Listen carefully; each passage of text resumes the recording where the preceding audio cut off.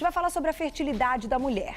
Bem, introduzir na nossa escalada, na abertura do programa, alguns itens importantes. Vocês sabem que com o passar do tempo, as mulheres conquistaram seu espaço de trabalho e muitas delas, hoje, escolheram engravidar um pouco mais tarde, para deixar a carreira fluir, para conquistar o seu espaço, para de repente ter ali, né, uma vida bacana, já conseguir, enfim, é o que a gente brinca, fazer um pezinho de meia, trabalhando um pouco mais, para ter uma vida mais tranquila depois com a chegada dos filhos. Só que isso pode gerar alguns problemas. Você sabe que quanto mais passa o tempo, mais pode demorar para uma mulher engravidar. Então hoje eu recebo pela primeira vez a ginecologista a doutora Paula Beatriz Tavares. Seja bem-vinda. Como vai? Tudo bem? Prazer em recebê-la, doutora. Fique à vontade para explicar pra gente tudo isso, todas essas mudanças. De fato, isso realmente tem acontecido, né? As mulheres estão engravidando mais tarde, né, doutora?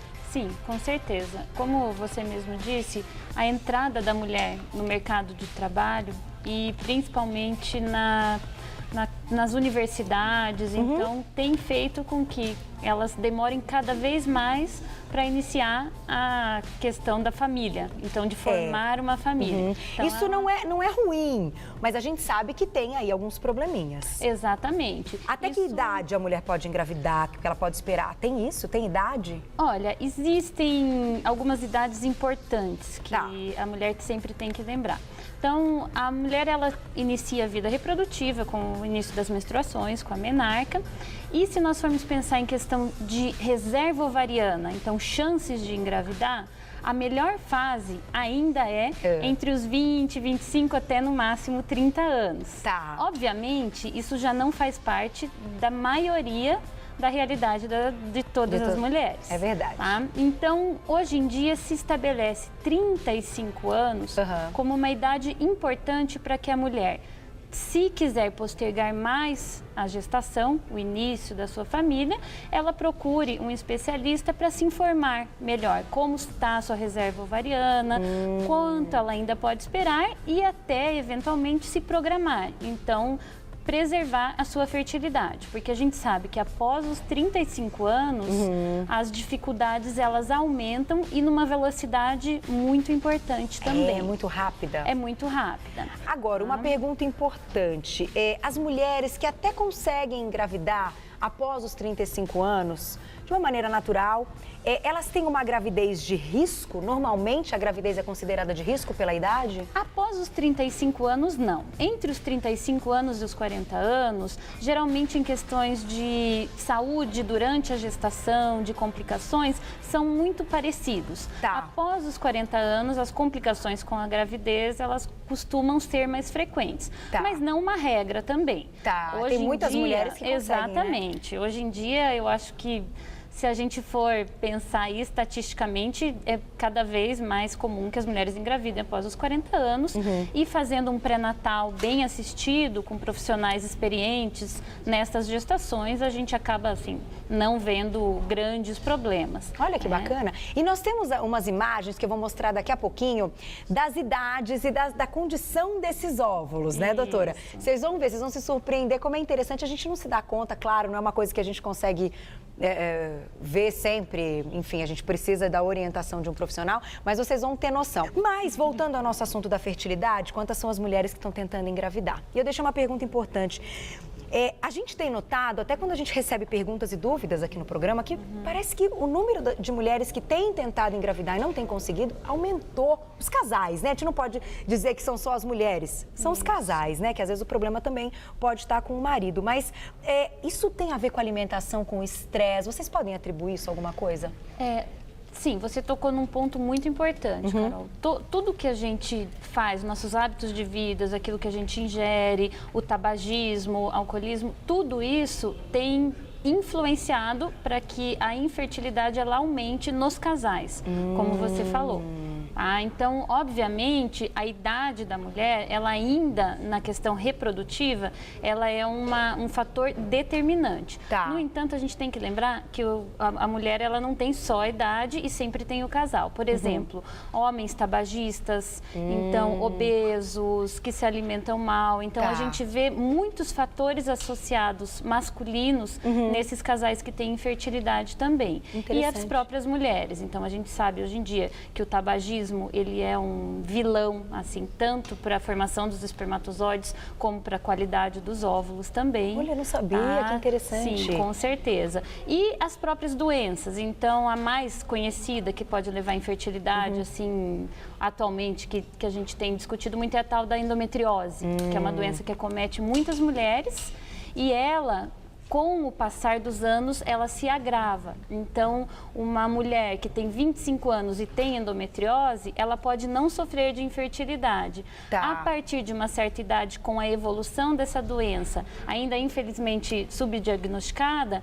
ela pode se agravar o suficiente para levar a uma infertilidade nesses casais. Por isso é importante também que a pessoa descubra. Com antecedência. É possível, através dos exames ginecológicos, de ultrassom, a gente descobrir a endometriose? Com certeza. Tá. Então, hoje em dia, inclusive, através de ultrassom mesmo, transvaginal, logicamente com alguns profissionais especializados nesse tipo de exame, tá? Mas que nós temos aqui em São Paulo, com certeza, isso pode ser diagnosticado já num ultrassom. Olha que interessante, gente. Então, tem que buscar ajuda, tem que sempre, né, marcar o seu check-up, ir ao médico para saber se, de fato, tá tudo bem. Agora, quando a gente ainda fala de infertilidade dos casais, a gente está falando hoje da fertilidade feminina, mas eu acho que vale a pena essa pergunta também. Você citou os homens, da qualidade dos espermatozoides, da quantidade desses espermatozoides.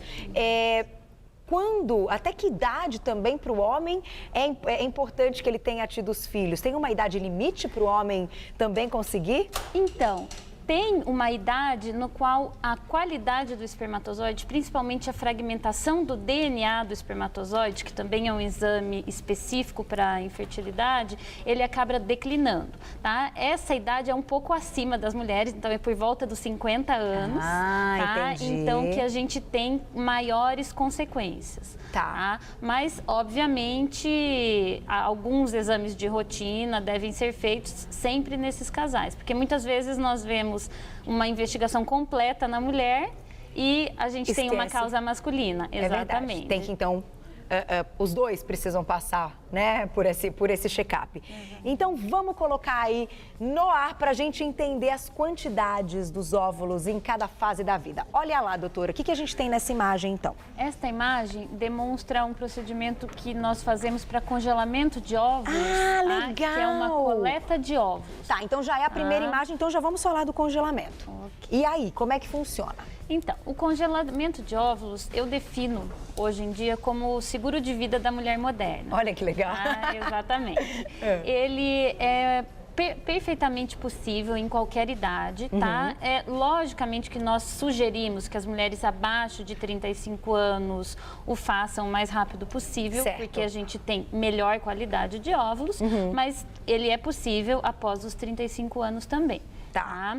Nesse caso, a gente tem aí a imagem retirando. Isso. Mas para que tenha uma quantidade de óvulos interessante, tem que estimular essa ovulação? Exatamente. Tá? Então, a princípio, você sempre pede alguns exames, tá? Inclusive exames importantes para avaliar a reserva ovariana dessas mulheres. Tá? Exames que o ginecologista geral mesmo pode pedir, tá certo? Para que tenha uma estimativa de como está a bagagem ovariana dessa mulher. Então, quantos óvulos ela ainda tem ao longo da sua vida reprodutiva. E isso é um exame que é tranquilo, né? É super comum, é um exame de sangue. Tá? Então, é um exame relativamente novo. No Brasil está disponível desde 2009, chama hormônio antimileriano. E ele é produzido pelos folículos primordiais. O que são esses folículos? São os nossos óvulos que estão na nossa bagagem, que ainda não foram recrutados para ovulação.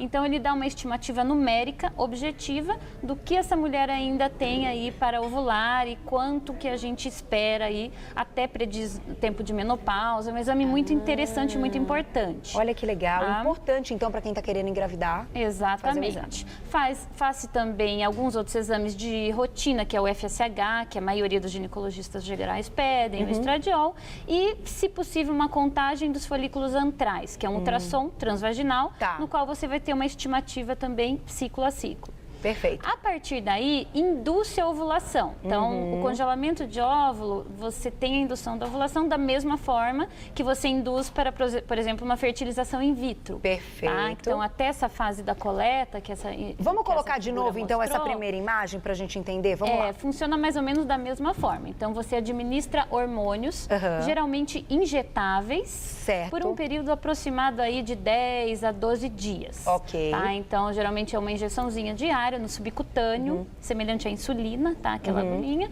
A mulher administra e nós fazemos todo o controle através de ultrassom transvaginal. Perfeito. Tá? Para ver quantos óvulos, então, estão ela sendo... recrutou, exatamente. Quando os óvulos estiverem maduros, que nós chamamos, que nós vemos pelo ultrassom e pelo, eventualmente, exames de sangue, nós damos um último hormônio que vai simular aquele hormônio pré-ovulatório que chama LH, que nós temos.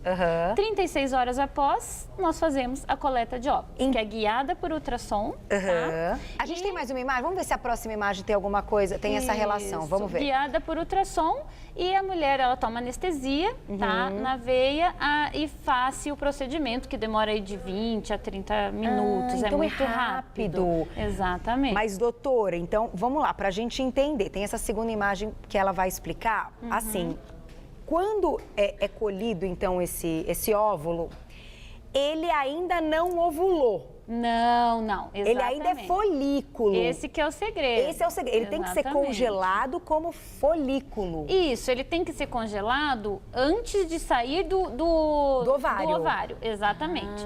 Porque primeiro que você hiperestimulou, né? Certo. Então, porque naturalmente nós temos um óvulo maduro que ovula por mês. Nós recrutamos muitos, mas ovulamos um. O que nós fazemos na indução da ovulação? Nós damos uma quantidade de hormônio suprafisiológica, do mesmo hormônio que a mulher produz, mas uma quantidade maior, fazendo com que, em vez da mulher me dê um, ela me dê mais. Essa quantidade vai depender muito de todos esses exames que nós pedimos antes, obviamente da idade e da reserva ovariana de cada mulher. Olha que legal. Então, a partir do momento que ela tem essa hiperestimulação, nós coletamos um a um do ovário e congelamos esse óvulo que ainda não saiu do ovário. Certo, então ele fica congelado nessa parte. Gente, esse assunto é muito interessante. Eu fico louca com esse assunto, porque é uma coisa tão fantástica, né? É muito bacana pensar nesse ciclo todo da vida. Quanto tempo esses óvulos podem ficar congelados? Olha, não existe um limite. Existe gravidez, por exemplo, descrita aqui no Brasil mesmo, de acima de 15 anos de congelamento. Olha, e no mundo muito mais. Então não existe um limite para esse congelamento. A mulher pode congelá-lo aos 25, 30 anos e planejar a gravidez após os 40, por exemplo, sem problema algum. Isso é fantástico. Lembrando que ela vai ter uma gravidez de um óvulo de 30, 25 anos. Ou seja, a chance da gravidez ser tranquila é muito maior. É muito maior. Né? E dela conseguir engravidar mais rápido também, muito maior. Aí que eu te pergunto, se a gente congelou esse óvulo, como ela vai engravidar? O que tem que ser feito para esse óvulo voltar? É uma inseminação? É uma fertilização in vitro. Isso sempre, né? Porque já retirou, não tem como voltar. Isso, exatamente. O congelamento de óvulos, se a mulher vir a engravidar destes óvulos, significa que ela vai engravidar com fertilização in vitro. Perfeito. Tá? A diferença é, ela não precisa passar por todo aquele processo de indução da ovulação e coleta de óvulos novamente. Entendi. Se fertiliza o óvulo in vitro, então faz uma coleta do espermatozoide, que geralmente é como se fosse um espermograma, né, para o parceiro, fertiliza o embrião, então forma o embrião in vitro e após 3 a 5 dias de desenvolvimento in vitro, se transfere diretamente o embrião já pronto para o útero da mulher. Isso é fantástico. E normalmente, quantos óvulos é permitido? Porque tem um limite, né? Sim. Existe uma lei, tá? Então, no Brasil, que até 35 anos pode-se transferir somente 2 embriões. Entre 35 e 40, 3 embriões. E acima de 40, até no máximo 4 embriões. Entendi. Tá? Existem brechas nessa lei também, então... Não... Mas a paciente também pode, né, ter esse tipo de conversa com o profissional, com o médico, para decidirem juntos, Com né? certeza. E a escolha, por exemplo, hoje em dia se preconiza muito a transferência de embrião único, né? Então isso também hoje em dia já é uma realidade, tá? Com o avanço da embriologia, se faz muito tratamento com transferência de embrião único. Então a tendência é 1 ou 2 hoje em dia. Tá, 1 ou 2, até para o pessoal de casa, né, quem está pensando nisso, que é uma excelente, gente, isso é muito fantástico. Até volto a dizer, algumas mulheres acabam tendo um câncer precoce, né, numa idade fértil, e a quimioterapia que pode destruir esses óvulos, é a quimioterapia, com certeza, né? Principalmente a quimioterapia, ela é tóxica para o ovário mesmo, então muitas mulheres após tratamentos longos de quimioterapia, elas entram numa menopausa precoce, então numa falência ovariana precoce. Não é para todas, mas não é para todas. Pode acontecer. Isso, de acordo com o quimioterápico utilizado para o tratamento. Então, dependendo da forma de câncer, alguns quimioterápicos levam essa falência ovariana. Então, a gente pode fazer essa reserva ovariana, assim, fazer esse congelamento de óvulos antes do início da quimioterapia.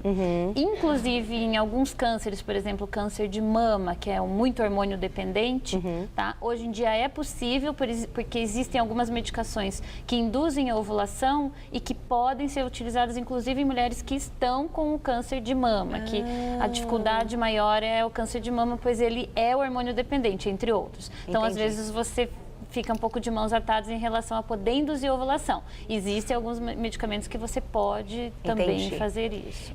É uma decisão séria, uma decisão importante que deve ser tomada aí juntamente com o médico, mas o que eu acho que fica da nossa pauta deliciosa poder falar de fertilidade da mulher, poder falar desse universo feminino que é maravilhoso, né? A natureza é perfeita. É muito perfeita. O mais importante que você, claro, faça sempre os seus exames, que você procure sempre o seu médico, tenha todas essas orientações e tome essas decisões sempre com planejamento. Com planejamento é tudo melhor, né, doutora? Com certeza. Quero te agradecer. Adorei. Obrigada, viu? Prazer tê-la conhecida. Eu vou passar um site para vocês. Quem quiser acessar, tem muitas informações bacanas, que é o www.mãe.med.br, www.mãe.med.br. Te espero. Foi muito bom o nosso papo. Até a próxima, viu, doutora? Obrigada. Prazer.